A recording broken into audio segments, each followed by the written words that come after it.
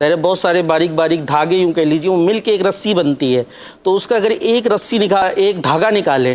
دوسرا نکالے تو آہستہ آہستہ کیا ہوگا، وہ پوری جو ہے وہ رسی نہیں رہے گی، رسی ختم ہو جائے گی۔ تو فرمایا اسی طریقے سے دین جانے کی ابتدا جو ہے یہ سنتوں کے ترک سے شروع ہوتی ہے، اور سنتیں جانا شروع ہوئی، پھر آہستہ آہستہ فرض۔ اس کو یوں بھی مثال سے بھی سمجھایا گیا کہ جیسے سیکیورٹی ہوتی ہے نا کسی جگہ کی، تو وہ مختلف لیئرز میں رکھی جاتی ہے، ایک لیئر ہے پھر دوسری لیئر، تاکہ سامنے والا آئے تو ایک جگہ سے اگر نکل جائے تو دوسری جگہ تیسری جگہ، آخر جو اصل جگہ ہے وہ محفوظ رہ جائے۔ تو سب سے اہم سرمایہ ایمان ہے۔ اب ایمان کی حفاظت کے لیے فرض کی پابندی ضروری ہے، پھر فرض کے بعد رکھ دیے کہ جی واجبات، پھر سنت موقدہ، پھر غیر موقدہ، پھر مستحبات، نوافل۔ اب جو اتنا اس پر پابند ہوگا تو اگر شیطان نے اٹیک کیا بھی تو بھی وہ کر رہا ہے نوافل پر اٹیک،